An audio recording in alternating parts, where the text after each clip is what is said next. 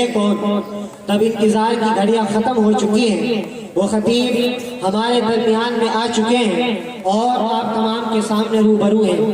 آئیے سامعین، آپ کی ملاقات کراتے ہیں دہلی کی سرزمین سے تشریف لانے والے ایک ایسے خطیب سے کہ جن کے خطابت کے اندر اللہ رب العزت نے ایسی جاذبیت، ایسی کشش اور ایسی مقناطیسیت رکھتی ہے کہ جو وہ خطیب اپنے خطاب سے سامعین کو مستفیض کر رہے ہوتے ہیں تو سامعین کے دل کے اندر سے ایک آواز آتی ہے کہ حضرت خطاب کرتے جائیں، اپنی قیمتی نصیحتوں سے ہم کو مستفیض کرتے جائیں اور ہم سنتے جائیں۔ ایک ایسا خطیب کہ جس کی خطابت کے اندر ایک ایسا سحر ہے، اور یہ تمام باتیں میں آپ کو تعارفاً بتا رہا ہوں کہ ایک ایسی مقناطیسیت ہے، ایک ایسا سحر ہے کہ جو چلتا مسافر ہے جب اس کے کانوں کے اندر اس خطیب کی خطابت کی آواز جاتی ہے تو یہ سوچتا ہے کہ تھوڑی دیر ٹھہر کر سن لیا جائے۔ واقعی جو تعارف میں آپ کے سامنے پیش کرا رہا ہوں انشاءاللہ ہو بہو آپ اس خطیب کو ایسا ہی پائیں گے۔ جو وہ خطیب کیرانی کی سرزمین پر تشریف لائے تو آخر میں ان کا بیان تھا تو ان کے الفاظ میں دہرا دیتا ہوں۔ الفاظ یہ تھے کہ کھرچن حصے میں آئی، کھرچن حصے میں آئی، لیکن جو لوگ اس جلسہ گاہ سے جا چکے ہیں وہ بعد میں افسوس کریں گے، اور واقعتاً ہوا بھی ایسا ہی۔ جو لوگ جا چکے تھے انہوں نے افسوس کیا اور پھر افسوس کرنے سے کچھ فائدہ نہیں ہوا۔ تو آئیے انتظار کی ان گھڑیوں کو ختم کرتے ہوئے آپ کی ملاقات کراتے ہیں دہلی کی سرزمین سے تشریف لانے والے اس خطیب سے ان اشعار کے ساتھ کہ چارہ گر کوئی چارہ کر، اے چارہ گر کوئی چارہ کر، ہے دل آج بے چین بہت اور پیاسے پیاسے نیند بہت۔ یہ آج دل بے چین بہت اور پیاسے پیاسے نیند بہت، دھڑکن میں کوئی سرتال نہیں، کوئی پرسان حال نہیں۔ اے چارہ گر کوئی چارہ کر، اے چارہ گر سن تو ذرا کچھ عہد وفاؤں کے دوہرا، اے چارہ گر سن تو ذرا کچھ عہد وفاؤں کے دوہرا، ایک بار لبوں کو کھول ذرا، ایک بار لبوں کو کھول ذرا، اے چارہ گر کچھ بول ذرا، دل کی بیتابی کچھ کم ہو، دل کی بیتابی کچھ کم ہو، ایسا نہ ہو آنکھیں پرنم ہو، دونوں کے بیچ جو دوری ہے، دونوں کے بیچ جو دوری ہے ایسی بھی کیا مجبوری ہے۔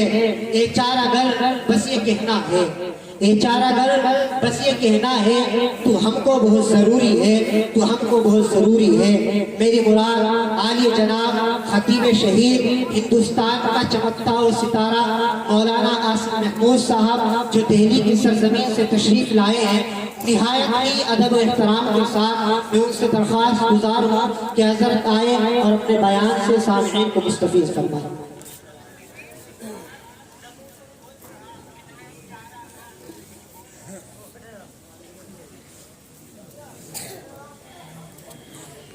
اللہ وبرکاتہ۔ الحمد للہ رب العالمین وبه نستعین والصلاة والسلام على رسوله الكریم اما بعد۔ اعوذ باللہ من الشیطان الرجیم، بسم اللہ الرحمن الرحیم۔ انا عرضنا الامانة على السماوات والارض والجبال فأبين أن يحملنها وأشفقن منها وحملها الإنسان إنه كان ظلوما جهولا۔ صدق اللہ العظیم۔ بزرگان محترم، ایمان والے بھائیوں، پس پردہ تشریف فرما محترم مائیں بہنیں بچیاں،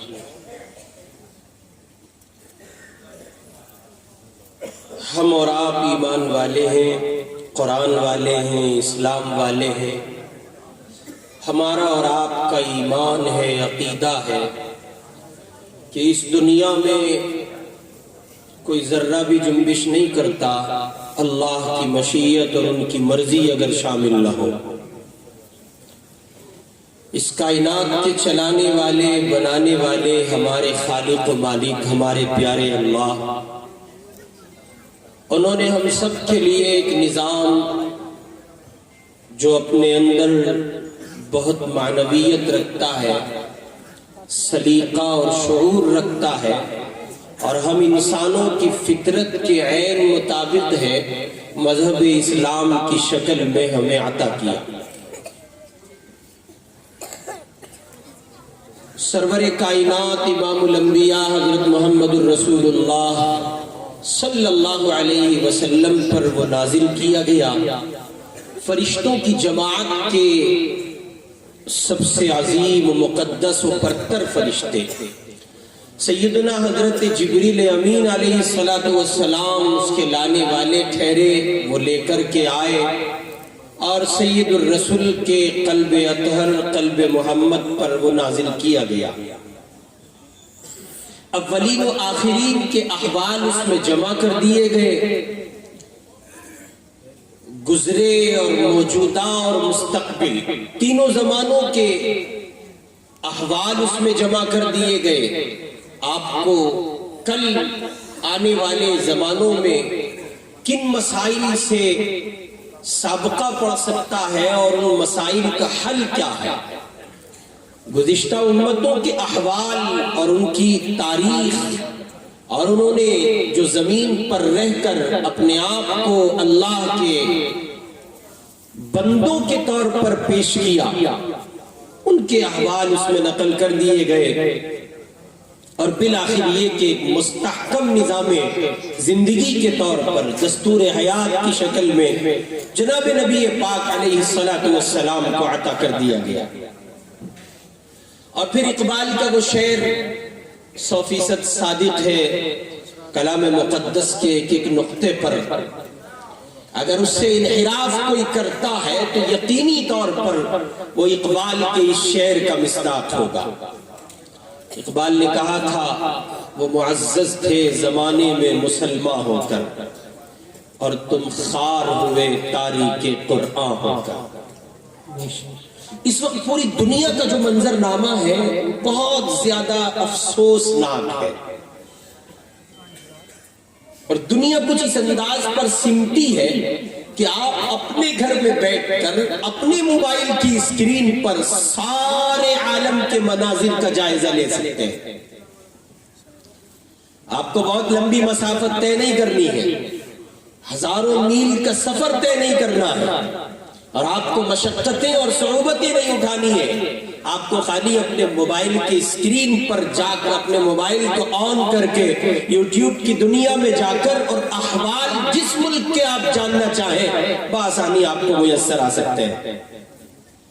اور میں مزید اس پر کہوں کہ اور زیادہ سمٹی ہے دنیا، ہر دن پیش آنے والے نئے طرح کے حالات، نئے رخ کے ساتھ، نئے دھارے کے ساتھ، وہ ایک مستقل منظرنامے کا پتہ دیتے ہیں۔ آپ حضرات چونکہ کیرانے سے تعلق رکھتے ہیں تو جمعیت علماء ہند یہ آپ کے لیے کوئی نئی چیز نہیں ہوگی، متعارف جماعت ہے، متعارف تنظیم ہے۔ ابھی گزشتہ 2 دن قبل رام لیلا گراؤنڈ میں جو کچھ آپ نے دیکھا، جو کچھ ہوا، وہ آپ کے سامنے ہے، کسی سے ڈھکا چھپا نہیں ہے۔ آپ نے پتہ نہیں کیا کیا مطلب نکالے ہوں گے، اور کیا کیا آپ نے اس سے کہانیاں اخذ کی ہوں گی، حالات کو سمجھا ہوگا، اور کیا کچھ آپ نے دیکھنے کی کوشش کی ہوگی۔ یہ آپ کی بصیرت اور آپ کے فہم پر منحصر ہے۔ آپ ذی شعور اور عقل مند آدمی ہیں۔ مجھ جیسے کمزور سے ادنا سے طالب علم نے بھی کچھ چیزیں حاصل کی ہیں، اور 2 دن قبل جو معاملہ رام لیلا گراؤنڈ میں اسٹیج پر توحید کے مستحکم سبق کے بیان کیے جانے کے بعد کفر و شرک کی دنیا میں جو زلزلہ برپا ہوا ہے اور ان کا جو ایوان لرز گیا ہے، اس سے ایک تصویر بہت صاف ہوتی ہے، اور وہ یہ ہے کہ اگر آپ اسلام چھوڑ کر اس زمین پر رہتے ہیں تو کسی کو کوئی مسئلہ نہیں ہے، اور اگر آپ اسلام اپنا کر اس زمین پر رہتے ہیں تو پھر وہی ہوگا جو مکے کی زمین پر جناب نبی کریم علیہ السلام کفار مکہ کو دعوت دے کے جمع کرتے اور کہتے یا ایھا الناس قولوا لا الہ الا اللہ، اے لوگو ایک اللہ کی پوجا کرو، ایک اللہ کو تسلیم کرو، انہی کا راج ہے، انہی کی دنیا ہے، انہی کی حکومت ہے، وہی سارے کائنات کے مالک ہیں، سارے جہان میں سکہ انہی کا چلتا ہے۔ ادھر محمد عربی توحید کا یہ آفاقی پیغام سناتے تھے، ادھر ابو لہب جیسے کمینے یہ کہتے تھے کہ محمد تم نے انہی سب باتوں کے لیے ہمیں جمع کیا ہے۔ گویا وہ ان باتوں کی تحقیر کرتا تھا اور ان باتوں کو کمتر سمجھتے ہوئے یہ کہتا تھا۔ کچھ ایسا ہی منظرنامہ تھا جب اللہ کی اور اس پاک ذات کی کبریائی کو بیان کیا جا رہا تھا اور اس بات کی دعوت دی جا رہی تھی کہ تم یہ کہتے ہو کہ اس زمین پر بسنے والے لوگوں کے پوروج مشرک تھے، ان کے آباء و اجداد کفار تھے، یہ غلط فہمی پر مبنی تمہارا خیال ہے۔ سچائی یہ ہے یہ آدم کی زمین ہے سو اسلام کی زمین ہے، یہ آدم کی زمین ہے سو محمد کی زمین ہے، یہ آدم کی زمین ہے سو قرآن کی زمین ہے، یہ آدم کی زمین ہے سو انسانیت نوازی کی زمین ہے۔ اب ظاہر ہے کہ جب یہ اسلام کی زمین ٹھہری تو یہاں اصل اسلام ہی ہے اور اسلام والے ہی ہیں، اور اس کے بعد جو کچھ ہوا وہ سب آپ کی نگاہوں کے سامنے۔ اب پھر وہ مشرک ہی کیا ہے، اور اس کو دوسرے الفاظ میں کہیں وہ کاندوئی کیا ہے بھائی، جو توحید کا سبق سنے اور اس کو مرچی نہ لگے، اور اس کے سامنے یہ بیان ہو کہ اللہ کے سوا کوئی معبود نہیں اور اس کا پارا ہائی نہ ہو جائے، یہ تو شرک کا خاصہ ہے۔ وہ مشرک اپنے آپ میں پیور مشرک نہیں ہو سکتا۔ غرض یہ کہ یہ بات ہم ان کے لیے کر رہے ہیں جن کے ذہنوں میں فساد ہے، جن کے ذہنوں میں برائی ہے، جن کے ذہنوں میں کسی بھی طرح سے شر چھپا ہوا ہے۔ ہاں وہ برادران وطن، وہ اللہ کے بندے، وہ انسان جو اس زمین پر امن و سلامتی کے ساتھ رہتے ہیں، پیار و محبت کے ساتھ رہتے ہیں، اور جن کا مشن اور مقصد انسانیت دوستی ہے، انسانیت نوازی ہے، وہ ہندو، وہ سکھ، وہ عیسائی اور وہ تمام تر مذاہب کے لوگ، وہ کل بھی اسی ہمدردی اور اسی خیر خواہی اور اسی بھائی چارگی کے ساتھ ہمیں عزیز تھے، جو وہ کل بھی عزیز تھے، آج بھی عزیز ہیں، اور وہ ہمیشہ اسی طرح انسانی بنیادوں پر ہمیں عزیز رہیں گے۔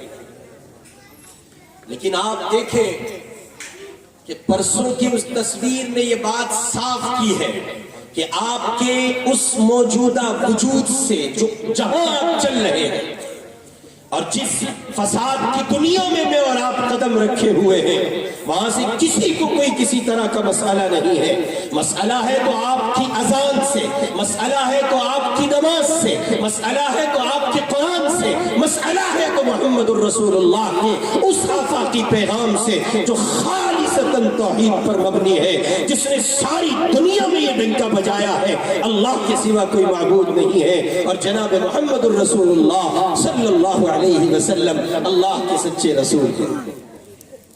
اب طے آپ کو کرنا ہے کون سا مسلمان بن کے آپ کو ہندوستان کی زمین پر رہنا ہے۔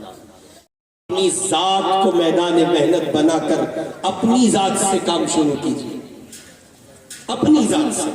سارے جہان میں کیا ہو رہا ہے اس سب کے چکر میں مت پڑیے۔ یہ دیکھیے آپ کہاں کھڑے ہیں، جتنے نوجوان میرے دوست یہاں بیٹھے ہیں، یہ چچا جتنے بیٹھے ہیں ان سے تو کہنے بیکار ہے، اس لیے میں کہہ بھی نہیں رہا ہوں بلا کسی تکلف کے۔ نوجوانوں سے عرض کر رہا ہوں اگر آپ کو سمجھ میں آ جاوے تو آپ بغیر کہے سمجھ لیجئے، آپ کے احترام میں نہیں بول رہا ہوں۔ نوجوانوں سے بالخصوص گزارش ہے چہروں پہ سنت سجائیے، شو کیجئے، ظاہر کیجئے آپ ملا ہیں۔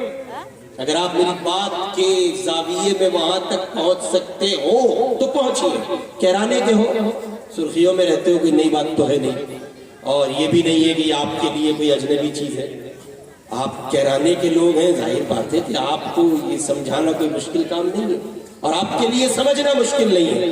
میں عرض کر رہا ہوں ہندوستان کی زمین پر اب ضرورت اس بات کی آن پڑی ہے کہ آپ ظاہر کریں آپ ملا ہیں، یہ آپ کو ظاہر کرنا پڑے گا۔ نہیں کرو گے تو وہی ہوگا جو 2 دن پہلے رام لیلا گراؤنڈ میں ہوا ہے، وہ اس کا ٹیلر تھا، وہ اس منظر کی عکاسی تھی جو کسی بڑے پیمانے پر ہو سکتا ہے، وہ اس فلم اور اس پکچر کا ٹیلر تھا جو کسی بڑے پردے پر فلمائی جا سکتی ہے، دکھائی جا سکتی ہے۔ مسلمانوں، اپنے وجود کی سلامتی چاہتے ہو، اپنے بچوں کی سلامتی چاہتے ہو تو اس اسلامی تشخص کو مضبوط کرو، اس کردار کو نمایاں کرو جس اسلامی تشخص کی دہائی 1980 میں مفکر اسلام حضرت مولانا علی میاں صاحب ندوی رحمہ اللہ دے رہے تھے، اور وہ یہ کہہ رہے تھے ہم اس زمین پر زندہ رہیں گے، اس زمین پر باقی رہیں گے، اس زمین پر رہیں گے تو اپنے مکمل اسلامی وجود کے ساتھ رہیں گے، ہمیں آدھا تیتر و پٹیر ہو کر اس زمین پر رہنا قبول نہیں ہے۔ اور یہ اسی وقت ہوگا جب آپ کی اپنی ذات میں اسلام چھلکتا دکھائی پڑے۔ آپ داڑھی کی دعوت دیں اور چہرے پہ داڑھی نہ ہو، آپ کسی سے کہیں کہ سچ بولیے، سچائی کا دامن تھامیے اور آپ سچے نہ ہو، آپ کسی کو تجارت میں صدق و صفا کا سبق نہیں پڑھا سکتے جبکہ آپ فراڈ ہیں، آپ کسی کی زمین دبائے بیٹھے ہیں، کس منہ سے آپ کسی کو دعوت دیں گے کہ آپ زمین نہ دبائیے؟ آپ اپنے پڑوسیوں کے ساتھ حسن سلوک نہیں کرتے، کس منہ سے آپ کسی کو حسن سلوک کا سبق پڑھائیں گے؟ اس لیے قبل اس کے کہ آپ کو دعوت دینے کی ضرورت پیش آئے، آپ اپنے کردار میں وہ تمام چیزیں لے آئیے کہ آپ کا کردار ہی دعوت بن جائے،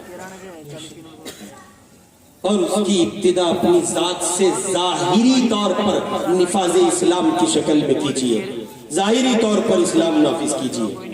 بہت سب ہوا، لمبی لمبی چھوڑی تقریریں آپ نے سنی، بڑے سب وظیفے، اور یہ سب یہ آج کل بڑے سب چل رہے ہیں ڈرامے، ان سے بھی باہر آئیے۔ حضرت دعا فرما دیجئے، نکاح نہیں ہو رہا ہے، نکاح کے لیے رشتہ لگائیے، رشتے کی ضرورت ہے۔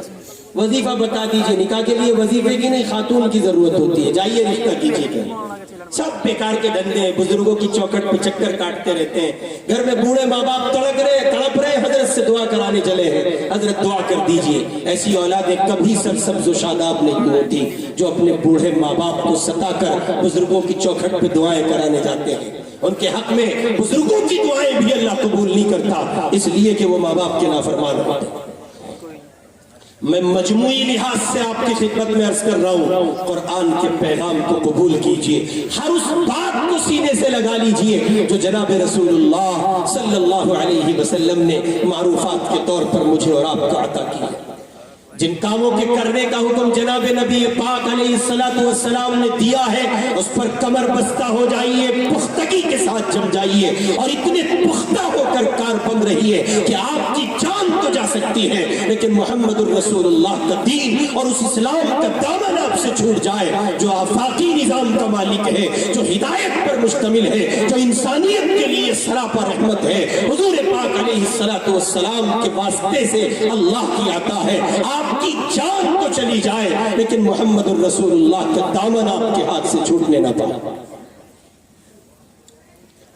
دوسرے نمبر پر وَمَا نَهَاكُمْ عَنْهُ فَانْتَهُوا، حضور پاک صلی اللہ علیہ وسلم نے جو کچھ کرنے سے منع کیا ہے اور جن چیزوں سے حضور پاک نے روکا ہے، یعنی یوں کہیے کہ ایک طرف معروفات کی دنیا ہے، کرنے کے کام ہیں، نیکی کے کام ہیں، ان تمام کو اختیار کیجئے، ظاہری طور پر اس کا اظہار بھی کیجئے، آپ کے جسم پر نافذ ہوتا وہ دکھتا ہو، چہرے پہ سنت سجائیے، نمازوں کا اہتمام کیجئے، دیگر جو اعمال مسنونہ ہیں اور شریعت کی تمام تر ہدایات ہیں، ان ہدایات کو قبول کرتے ہوئے نافذ کرنے کی کوشش کیجئے۔ وَمَا نَهَاكُمْ عَنْهُ فَانْتَهُوا، ہر اس شے سے باز رہیے، ہر اس بات سے پیچھے ہٹ جائیے، ہر اس امر سے پیچھے ہٹ جائیے جو جناب نبی پاک علیہ السلام کی مخالفت میں، آپ سے بغاوت میں یا آپ کے اپوزٹ جا کر دکھائی دے۔ اپنے کردار و عمل میں پختگی کے ساتھ اسلام نافذ کیجئے، ایک سچے مسلمان کے طور پر زندگی گزارنے کی کوشش کیجئے۔ اور پھر میں دوبارہ دہرا دیتا ہوں، وہ معزز تھے زمانے میں مسلمان ہو کر اور تم خار ہوئے۔ شیخ الہند علیہ الرحمت تشریف لے گئے مالٹا سے سفر سے واپسی کے بعد شیخ الہند نے کہا کہ ہم نے امت کی زبوں حالی کے دو بنیادی سبق پڑھے ہیں، دو بنیادی اسباب غور و فکر کے بعد محسوس کیے ہیں، دو چیزیں ہمیں نظر آئی ہیں جس کی وجہ سے ہندوستان میں مسلمان بہت سی زبوں حالی اور بدامنی کا شکار ہے، اور ان میں بنیادی طور پر شیخ الہند نے جس شے کو اٹھایا ہے وہ قرآن پاک سے دوری ہے۔ اس لیے قرآن پاک سے وابستگی اور اس سے تعلق کو استحکام بخشنے کی اور مستحکم کرنے کی ہر ممکن سعی کیجیے۔ آپ میں کتنے لوگ ایسے ہیں جنہوں نے قرآن نہیں پڑھا ہے؟ آپ اپنی حالت خود جانتے ہیں، کون آپ سے پوچھے گا؟ مت کسی سے پوچھئے اور مت کسی کو معلوم کرنے کا موقع فراہم کرائیے، اور کوئی آپ سے سوال کرے یہاں تک نوبت پہنچے، اس کی ضرورت پیش آئے، اس تک یہاں تک بھی آپ آنے کی کوشش نہ کریں۔ اپنے دل کی دنیا میں جھانک لیں اور غور کریں اللہ کی وہ کون سی نعمت ہے جو آپ کو میسر نہیں ہے۔ رب کا دیا کھاتے ہیں، اس کا دیا پیتے ہیں، ہزار نعمتوں میں رہتے ہیں۔ اگر بروز حشر اس نے پوچھا اتنی بھی فرصت تمہیں نہ ہو سکی میرا قرآن پڑھ لیتے تو کیا جواب ہوگا؟ اللہ کو کیا منہ دکھاؤ گے؟ اپنا جائزہ لیجئے، احتساب نفس کیجئے، احتساب زندگی کی راہ سے گزریے اور خود کو سنبھالنے کی ہر ممکن کوشش کیجئے۔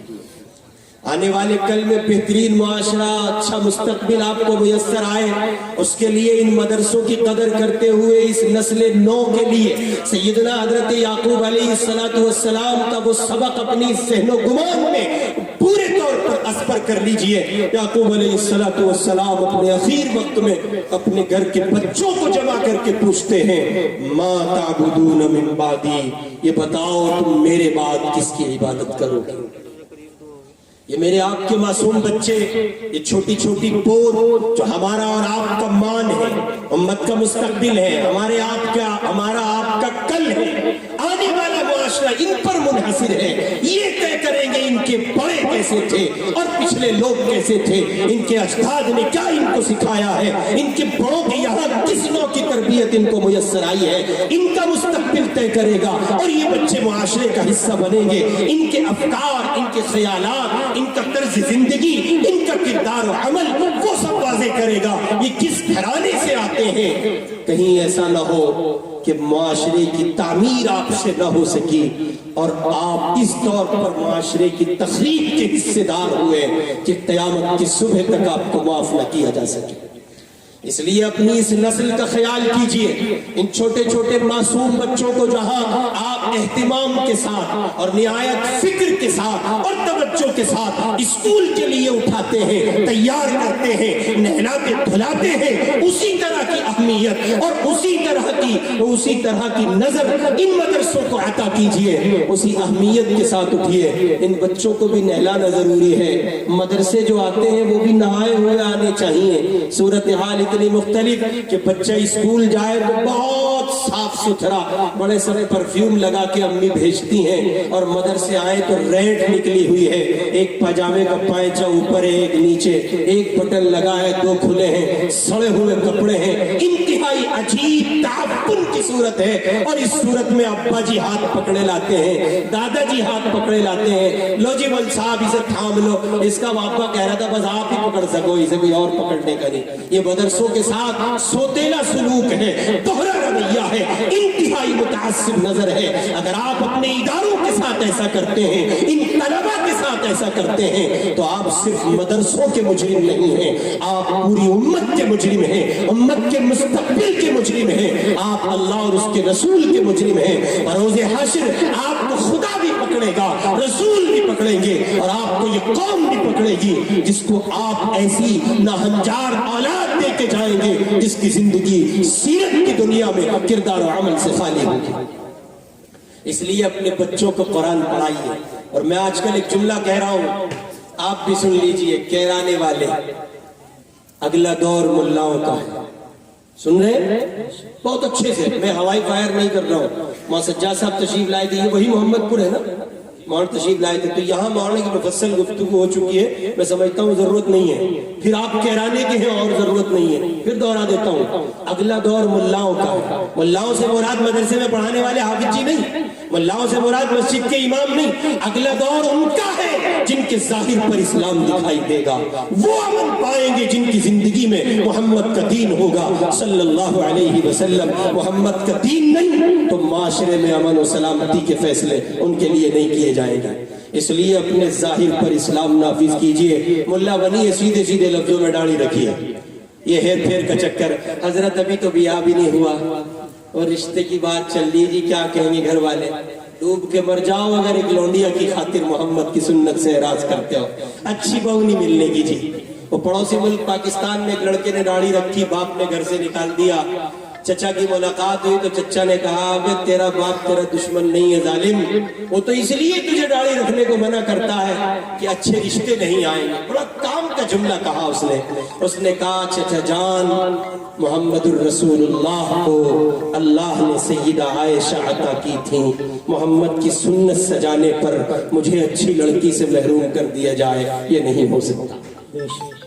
ये सब दिमाग के फजूल पकवान है जो पकते रहते हैं, इनसे बाहर आइए और एक पक्के सच्चे मुसलमान के तौर पर उभरिए। और फिर इन चीजों के लिए आप हुजूर की सुन्नत को ढीले करते हैं या उसको मुअख्खर करते हैं या सिरे से खत्म करते हैं, तो ये बहुत ज्यादा महरूमी की बात है।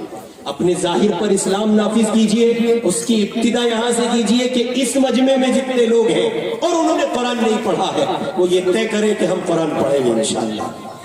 जबान नहीं पलटती चाचा, गाली देने में तो जबान बहुत पलटे तेरी। अजी मेरे को अब कहाँ हुरूफ निकल रहे, क्यों? दादी से लेकर पोती तक की एक सांस में दे जब नहीं हुरूफ निकलते, तब कहाँ से लाते हो ये दिमाग? अजीमल साहब आप काम नहीं करते, मोबाइल तो बहुत तेजी से चलाते हो, ये सब ड्रामेबाजी है, निकलिए इनसे। आपके दांत टूट गए, मुंह में दांत नहीं रहे, पेट में आंत नहीं रही, आप बिल्कुल खुसट हो चुके हैं और कुछ नहीं बचा है, फिर भी कुरान पढ़िए। इस हाल में पढ़ते पढ़ते मर गए, मुमकिन है अल्लाह को ये वदा पसंद आ जाए और आपके लिए जन्नत के फैसले किए जाए। ये सब चक्करों में मत पढ़िए, कुरान पढ़िए जाहिरी तौर पर उसके हुरूफ तक पहुंचिए और कुरान अपनी जिंदगी का हिस्सा बनाइए। और जिन्होंने पढ़ा है वो अपने लिए हराम समझे सुबह उस वक्त तक कुछ खाना पीना जब तक उनकी जबान से कुरान की तिलावत अदा न हो जाए। अपने घरों में बैन कीजिए नाश्ता उस वक्त तक जब तक आपके बच्चे कुरान की तिलावत न कर रहे और आपके घर से कुरान की तिलावत की आवाज न गूंज जाए, अल्लाह के कुरान का नगमा न गूंज उठे, कुरान की सदाएं बुलंद न हो जाए। अपने घरों में उस वक्त तक खाने को हराम तसव्वुर कीजिए। और दूसरे नंबर पे बुनियादी बात ये नस्लें दो, ये बच्चे जिनको आप बड़े एहतमाम से कहराने कांदला और पता नहीं कहाँ कहाँ भेजते हैं, डॉक्टर बनाते हैं, इंजीनियर बनाते, सब बनाइए, सबकी जरूरत है, लेकिन इतनी बात तय है कि आने वाला दौर मुल्लाओं का है। बहुत कुछ मंजरनामा स्क्रीन पे चल रहा है। 2 दिन पहले के वाक़ये ने बहुत कुछ साफ कर दिया है, फिर भी कोई ना समझे तो वो शादरा के मेंटल हॉस्पिटल जाए, दवाई कराए। दिमाग का मरीज है, उसे शदीद जरूरत है इलाज की। अगर कोई इतना सब कुछ होने के बाद भी नहीं समझता। 2 तालिब इल्म आपके यहाँ हाफिज हुए हैं, हमारे हजरत कारी अब्दुल रहीम साहब दामत बरकातुहुम की मेहनत। 2 इदारे वो चलाते हैं, एक यहाँ गाँव में और एक वहाँ बच्चियों का इदारा। दोनों जगह हाजिरी की सआदत मुयस्सर आ सकी है। आज यहाँ भी आ गए, वहाँ आने की तौफीक पहले मिल गई थी। निज़ाम देखकर, ये छोटा सा चमन देखकर खुशी हुई, मसरत हुई। अल्लाह रब्बुल इज्जति वल जलाल इस निज़ाम को इस्तेहकाम अता फरमाए। ये 2 बच्चे जिन्होंने कुरान पाक हिफ्ज़ किया है, इनकी भी और इनके वालिदैन की ये रिवायत गोशगुजार है। हुजूर ने फरमाया, अल्लाह के रसूल फरमाते हैं, जिसने कुरान पढ़ा, कुरान हिफ्ज़ किया और फिर उस पर उसने अमल किया, क़यामत में अल्लाह ताला इसकी मग़फ़िरत करेंगे, ये तो तय है। जो हाफिज़ जी आमिल होगा, जो हाफिज़ जी कुरान के निज़ाम पे अमल करेगा, उसकी मग़फ़िरत पक्की है। ये उसकी बात हो रही है जो आमिल होगा, उनकी नहीं जो सारे साल चिकने रहते हैं और रमजान से पहले हल्की हल्की दाढ़ी रख के अल्लाहु अकबर पढ़ाते हैं, ये उनकी बात नहीं हो रही है। ये बात उन हाफिज़ जी की है जो कुरान पूरे साल अपने ज़ाहिर व बातिन में सजाए रखते हैं। हुजूर पाक अलैहिस्सलातु वस्सलाम कहते हैं, अदखलहुल्लाहुल जन्ना, उसके लिए जन्नत है, ये तय है। व शफ़अहु फी अशरतिन मिन अहली बैतिही कुल्लुहुम कद वजबत लहुन नार। मेरे आका कहते हैं, क़यामत में अल्लाह ताला उसको इख्तियार देंगे ऐसे 10 लोगों का जिन पर जहन्नम वाजिब हो चुकी होगी, हाफिज़ कुरान की सिफारिश होगी, अल्लाह की अता होगी। और उन गुनहगारों के लिए जिन पर जहन्नम का वजूब हो चुका है, वो जन्नत के हिस्सेदार हो जाएगा। اس لیے کسی کے لیے نہ صحیح، مسجد میں امام نہیں بنانا، مدرسے میں مدرس نہیں بنانا، اور بہت ساری چیزیں، سب کچھ نہیں، اس لیے کہ آپ کی آخرت سنور جائے گی، آپ کی قبر بن جائے گی، آپ کا حشر سنور جائے گا۔ اپنے لیے اپنی اولاد کو حافظ قرآن بنائیے، وہ آپ قبر میں پڑے ہو اور آپ کے پیچھے ایسی اولادیں ہوں جو آپ کو قرآن پڑھ کر ایصال ثواب کر رہی ہیں۔ روایات میں آتا ہے قیامت میں اللہ رب العزت والجلال جن لوگوں کو عرش کا سایہ عطا کریں گے ان میں وہ لوگ بھی ہوں گے جو کثرت ذکر کے حامل ہوں گے۔ شرح حدیث نے لکھا ہے دور حاضر میں کثرت ذکر کا اطلاق، سب سے زیادہ ذکر کرنے کا اطلاق جن ہستیوں پر ہوتا ہے اس وقت اس زمانے میں، وہ مدارس کے طلبہ ہیں جو صبح فجر کی نماز سے لے کر اور رات گئے تک اللہ کے قرآن کی تلاوت میں مصروف رہتے ہیں۔ چنانچہ اس حوالے سے یہ لوگ کل بروز حشر اللہ کے عرش کے سائے کے نیچے ہوں گے، اس لیے کہ یہ مستقل ذکر کرنے والے ہیں۔ یہ بکھری سی غیر مرتب سی باتیں میں نے آپ کی خدمت میں رکھی ہیں، پھر عرض کر رہا ہوں اپنے وجود پر اسلام نافذ کیجئے، دائیں بائیں آگے پیچھے اوپر نیچے ماحول ایسا ہے ویسا ہے کچھ نہیں ہے، تصویر صاف ہے، بادل چھٹے ہوئے ہیں، پورے طور پر چاند دکھائی دے رہا ہے۔ اسلام تھا، اسلام ہے، اسلام ہی ہوگا، کوئی اور نہیں ہوگا۔ وہ معزز تھے زمانے میں مسلمان ہو کر اور تم خار ہوئے تاریخ قرآن ہو کر، فیصلہ آپ کے ہاتھ میں ہے۔ کامیابی کام سے ہوگی نہ کہ حسن کلام سے ہوگی، فکر کے اہتمام سے ہوگی، ذکر کے التزام سے ہوگی۔ وآخر دعوانا ان الحمدللہ رب العالمین۔ جزاکم اللہ، چشم باز کر دی مراد